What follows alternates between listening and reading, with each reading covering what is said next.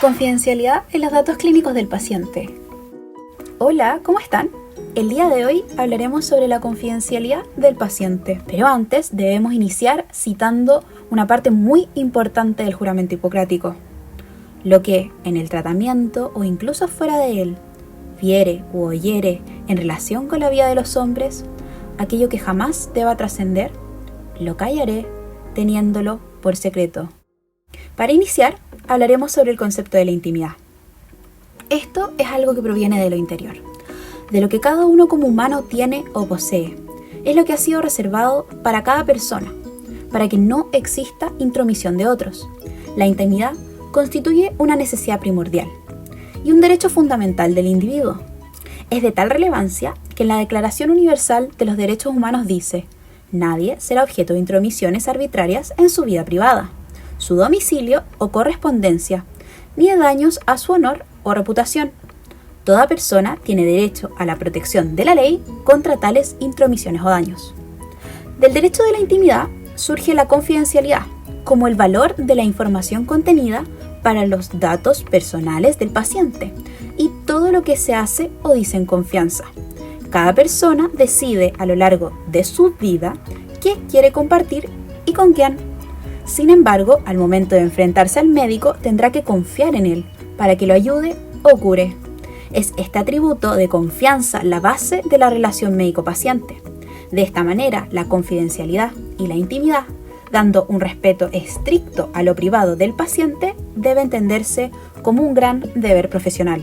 Muy bien, ya sabemos qué es la confidencialidad y cómo se relaciona con la intimidad de la persona. Pero, ¿cómo la respetamos? Tenemos que recordar que la información de las fichas clínicas siempre pertenece al paciente y no a la institución ni a nosotros como médicos. Es por esto que no se debe compartir el contenido del documento. En el ámbito profesional, es considerado moralmente incorrecto comentar o relatar situaciones, diagnósticos, hábitos de vida, preferencias sexuales e información de la vida privada de un paciente, por lo que es muy importante abstenerse de realizar este tipo de acciones tanto en áreas de trabajo como con los familiares o conocidos del paciente. Ahora, ¿qué sucede cuando queremos hacer investigaciones clínicas o exposiciones en congresos médicos? En primer lugar, los datos personales del paciente, como su nombre, su residencia, siempre deben ser protegidos. Además, se debe tener su exclusiva autorización y consentimiento. Existen 3 puntos claves para la realización de una exposición de un caso clínico. En primer lugar, este se debe efectuar frente a un grupo reducido de médicos que estén interesados en el procedimiento con un ambiente adecuado y no durante el examen del paciente. Luego, es necesario que se mantenga el respeto por el paciente y su intimidad, evitando comentarios y comportamientos que puedan herir o incomodar al mismo. Por último, se debe preservar el rol y la responsabilidad del médico tratante, respondiendo por cualquier eventualidad y sabiendo que es la persona de mayor confianza para el paciente. Y a pesar de que para la comunidad científica la información de algunos casos sea muy enriquecedora, nunca jamás se debe pasar a llevar la voluntad del individuo con fin de aumentar el conocimiento propio o del resto de los médicos, ya que muchas veces la situación es tremendamente delicada y personal, por lo que siempre se debe priorizar empatizar con el paciente. Puede sonar muy sencillo simplemente abstenerse de dar información. Sin embargo, no debemos olvidar que nos encontramos en un mundo lleno de tecnología, donde la información está digitalizada. Las redes sociales se han transformado en un medio fácil para la obtención y divulgación de información. Es por ello que es muy importante actuar bajo normas de privacidad y secreto profesional. Es importante saber que la ley chilena también ampara y exige que el profesional de salud guarde el secreto de lo que es dicho en la consulta, ante cualquier tercera persona, independiente del cargo y jerarquía que tenga. Según el artículo 29 del Código de Ética del Colegio Médico de Chile, el secreto profesional es un deber inherente al ejercicio de la profesión médica.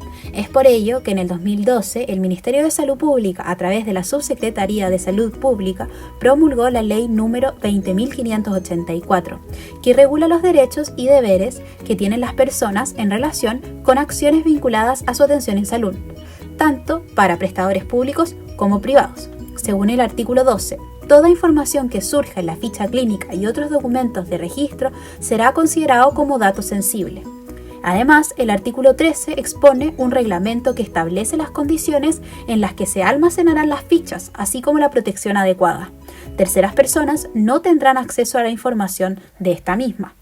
¿Qué sucede si no se cumple la confidencialidad desde un punto de vista legal?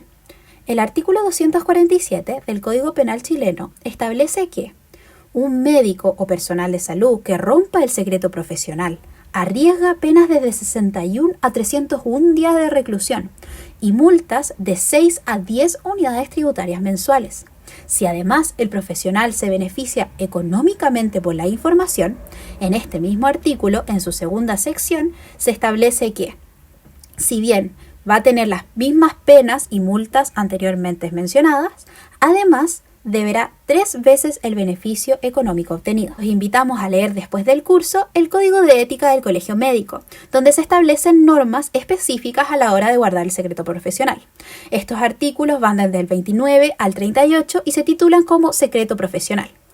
Es importante saber que a la hora de romper este secreto se violan obviamente estos artículos y se arriesga a pagos de multas, suspensiones de actividades gremiales e incluso a la expulsión del colegio médico, dependiendo de la gravedad de los hechos. Existen casos excepcionales en que se puede romper la confidencialidad de los datos clínicos del paciente. Si bien estos pueden ser controversiales dentro de la comunidad médica, han sido excepciones establecidas por el Comité de Ética del Colegio Médico Legal y se encuentran detallados en el artículo 38 del Código de Ética.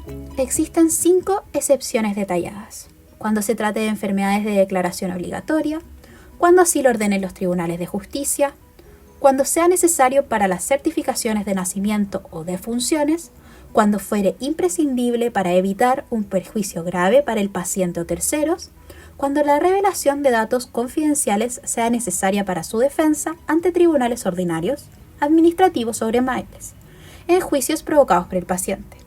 Otros casos que podemos incluir son, por ejemplo, que el paciente sea menor de edad o posea cierta incapacidad para comprender su cuadro clínico y para llevar a cabo su tratamiento, porque la información debe ser entregada a su representante legal o a la persona bajo la que se encuentre en cuidado.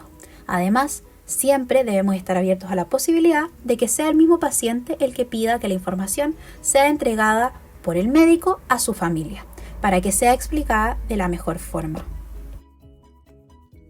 Es de suma importancia la evaluación exhaustiva de cada situación antes de tomar la decisión definitiva de divulgar la información de pacientes. Es por ello que queremos mencionar algunas situaciones clínicas en las que es de vital importancia la confidencialidad. Una de estas situaciones son las que implican dilemas éticos. Este es un caso en que la beneficencia entra en juego con la no maleficencia, cuando existe una pandemia, puede ser, o cuando la persona presenta una enfermedad de transmisión sexual.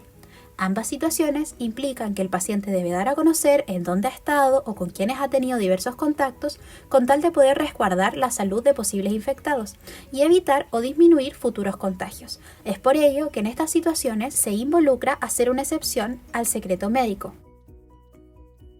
Otra situación frecuente es la de carácter judicial.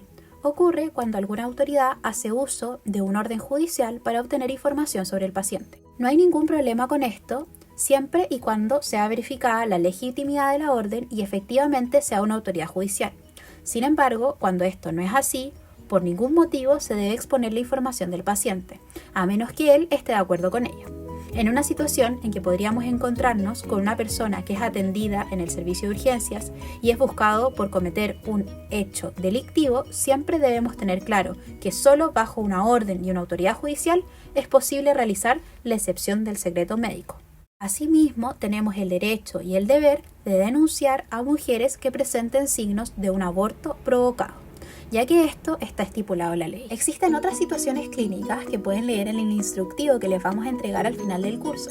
Sin embargo, la última que queremos destacar es la de carácter asistencial, que hace referencia a cuando, por el bien del enfermo, se requiere ayuda de otros médicos o profesionales de salud, los que podrán acceder a la información del paciente.